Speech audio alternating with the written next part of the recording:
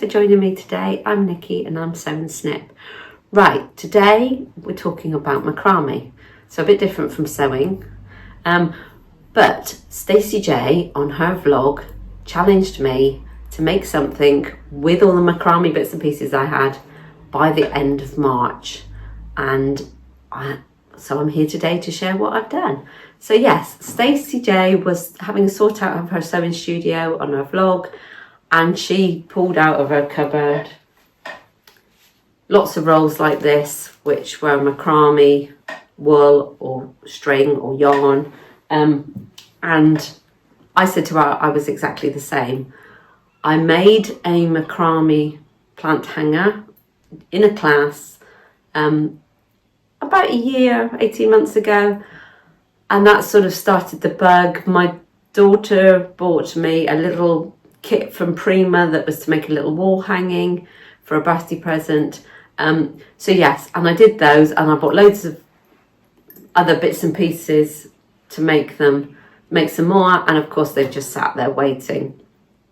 So yes, we challenged each other in the end that we were going to make something out of macrame by the end of March.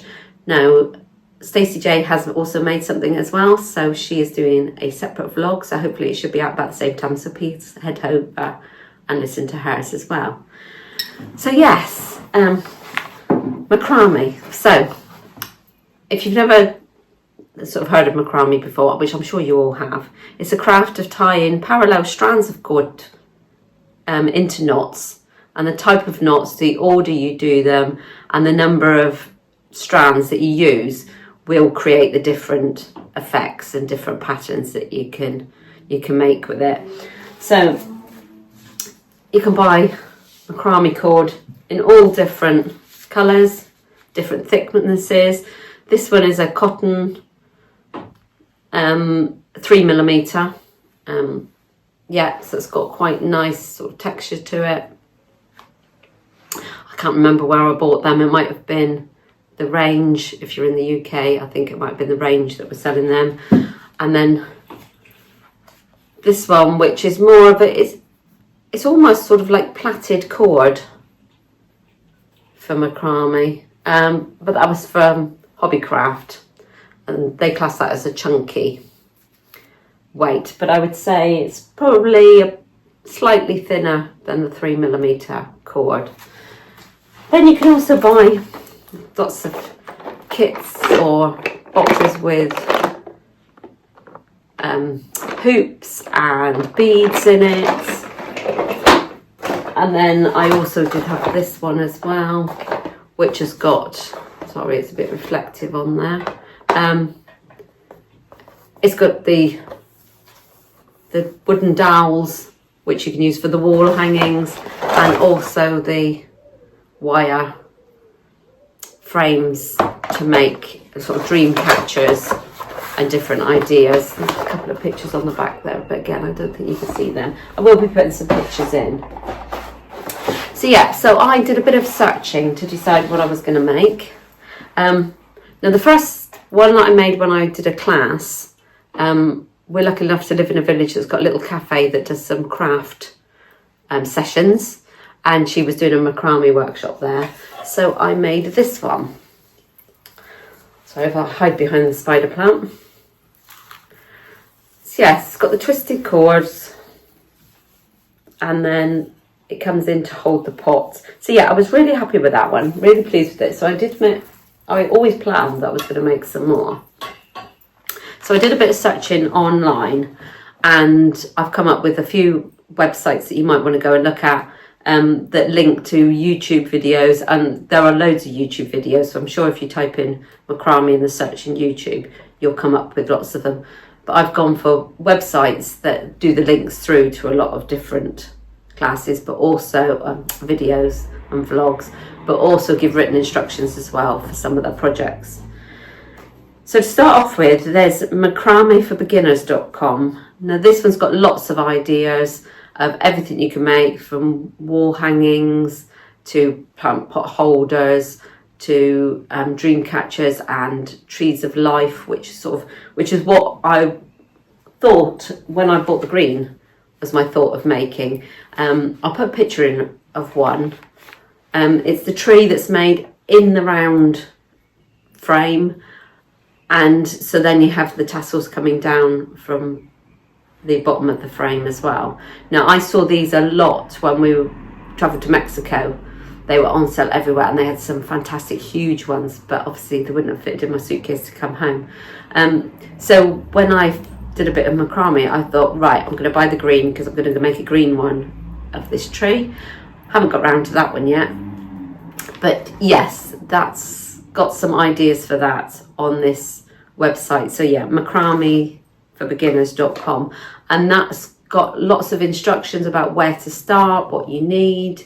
So great beginners for knowledge, great for beginners knowledge. So it's got all the different knots, because it can get a bit confusing when it's telling you to put this one over that one, and but just a little bit of practice on each knot, they soon sort of become clearer. So yeah, so I found that one, and then I also found a website called Gannext.com. Again, I'll either put this on the screen or write it all in the notes below.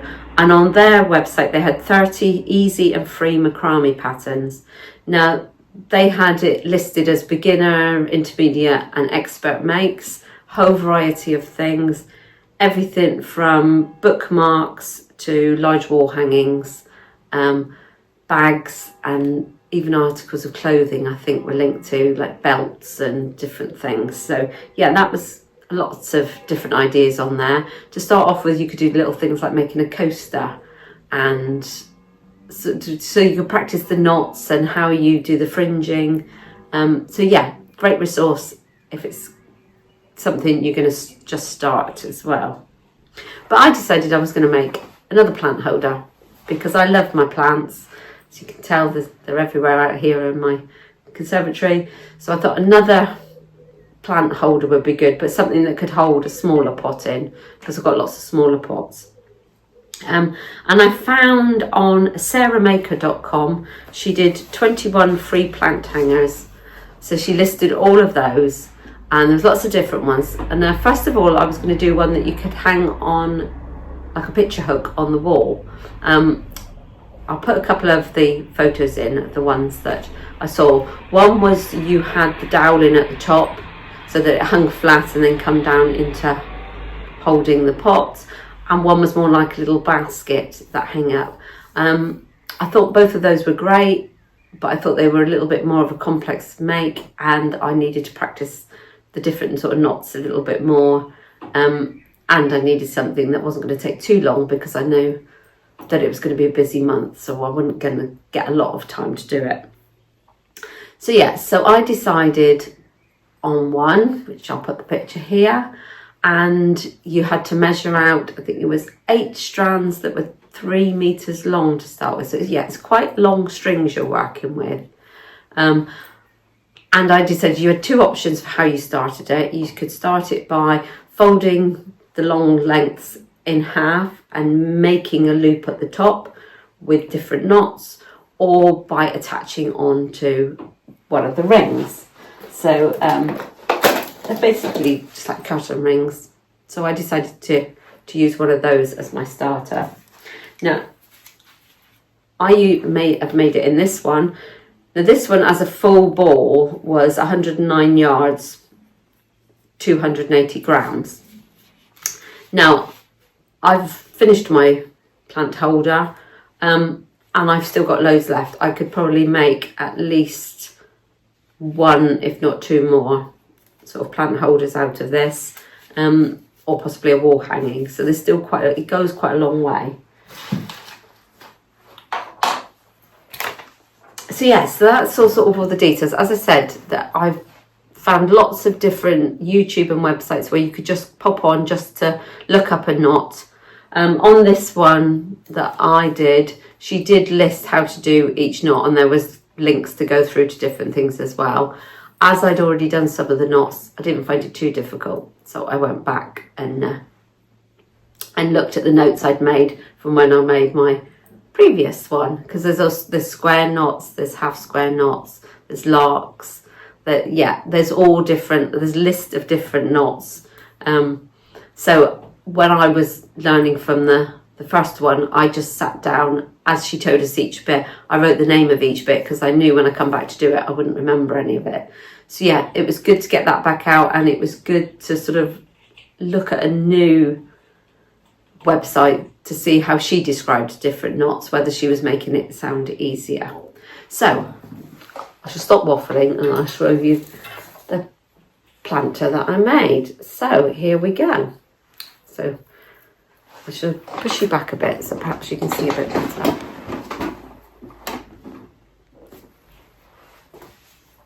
So the pattern I followed, as you'll have seen from the picture I've inserted, it's a pot holder for one pot.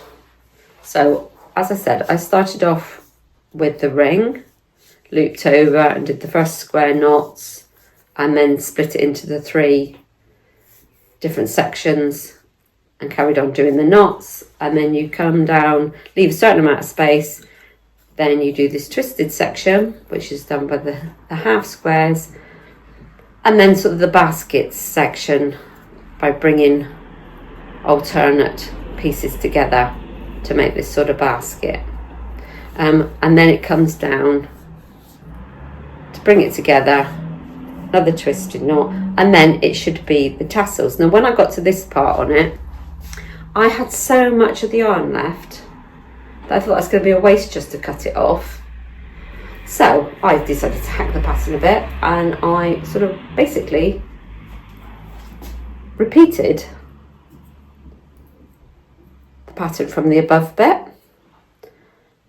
but made a smaller basket, and then went down to doing the tassel at the bottom. Now you can brush the tassel. As you see, the ends of these have started. They were starting to unravel, so I've brushed the bottom bit, but I quite like the effect of having it in strands, and then just having the bottom end brushed. So yeah, so I've got a double tier pot holder. So at the moment, I've got it hanging on my coat stand because I need to find a hook now.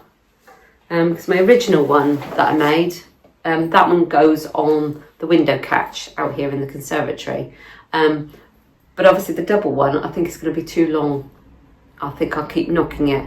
So I'm going to hang it on my coat stand for now, while I work out where I'm going to put my hook to display it. But yeah, I'm really happy that I sat down and actually did some macrame. It was great because I could sit of an evening and sit on the sofa with it. You do need to attach it to something because you need a little bit of tension.